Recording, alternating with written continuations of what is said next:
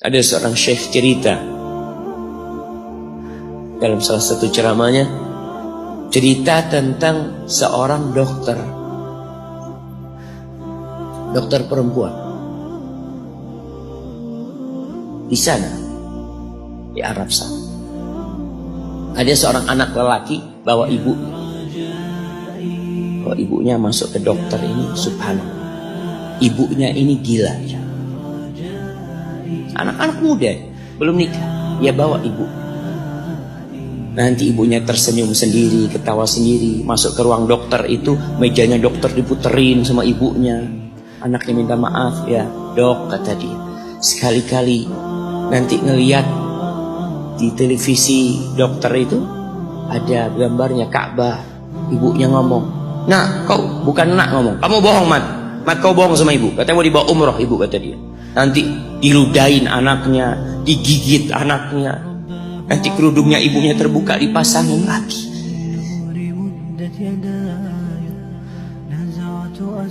Itu dokter tanya sama anaknya, ini siapa? Ibu anak. Sejak kapan dia seperti ini? Sejak lahir. Loh, terus gimana engkau bisa lahir? Iya, sama kakek anak, ibu anak dinikahkan, tapi 10 bulan cerai. Ya karena seperti ini, anak lahir di lahir. Dan seperti ini kakak dia. Engkau berbakti sama dia, kata dia. Dia kan nggak kenal sama engkau. Iya, dia nggak tahu sama anak, tapi Allah tahu kalau dia ibu anak. Tahu kalau dia ibu anak, anak harus berbakti. Ditanya, ibumu sakit apa? Ibu kena gula. Setelah dikasih resep, itu dokter cerita, pasiennya keluar, ditutup pintunya. Dokter ini nangis. Dia mengatakan, ana sering dengar ceramah tentang birrul walidain. Ana sering mendengarkan tausiah ustaz tentang berbakti kepada orang tua, tapi ana baru sekarang melihat kebaktian seorang anak sama tuanya. Ibunya gila, dia tetap berbakti. Dan dia mengatakan, iya, ibu anak nggak tahu sama anak, tapi Allah tahu kalau dia ibu anak.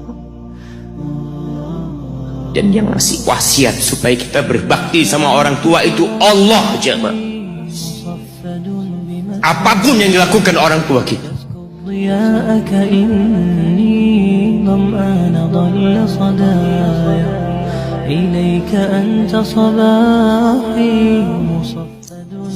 Apalagi ibu.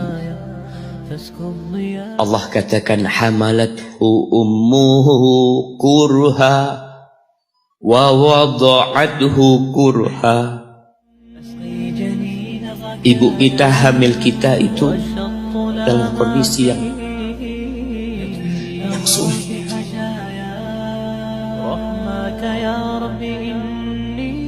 Ada ibu yang harus bed rest demi anaknya lahir.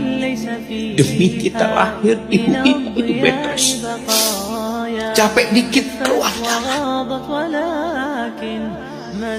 Ada yang harus hamil kita dalam kondisi dia ditinggal sama suami. Dia harus cari nafkah sendiri. Ada yang harus muntah-muntah demi kita. Allah. Lalu kita berdiri buat ibu kita, capek. Diceritakan seorang, ya kita semua tahu ceritanya, tentang 3 orang yang masuk ke dalam gua.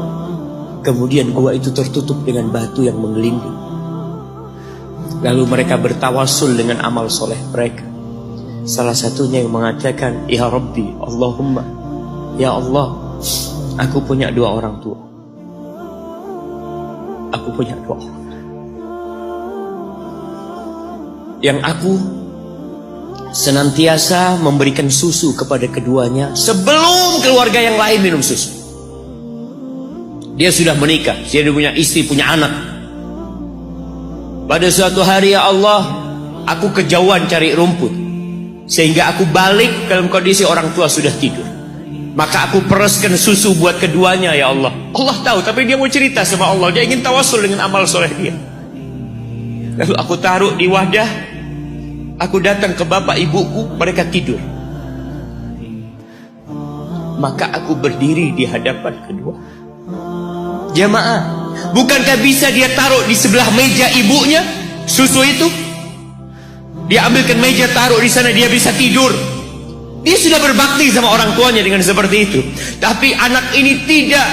Aku berdiri, ya Allah, aku gak ingin membangunkan keduanya. Dan aku terus berdiri, aku pegang itu susunya. Sampai mau subuh bangun, aku serahkan kepada kedua. Anak-anaknya nangis minta susu. Kata dia, lah, sampai bapak ibu aku minum. Kalian jangan minum. Kita kadang-kala sudah menikah lebih peduli sama istri kita, lebih peduli sama anak-anak kita. Nggak ada hadis yang mengatakan anak itu pintu surga, jemaah. Yang ada itu orang tua pintu surga. Kita peduli sama anak-anak. Beli oleh-oleh buat istrinya. Ditelepon istrinya mau apa, kepingin apa. Pernahkah engkau telepon ibumu? Tanya, Umi kepingin apa, Umi? Ana lagi dalam perjalanan, Umi. Jamaah, itu anak, Masya Allah, dia berdiri. Kenapa dia kuat, jamaah? Karena dia tahu Allah yang nyuruh dia berbakti. Mungkin tidak ada yang melihat berdirinya dia.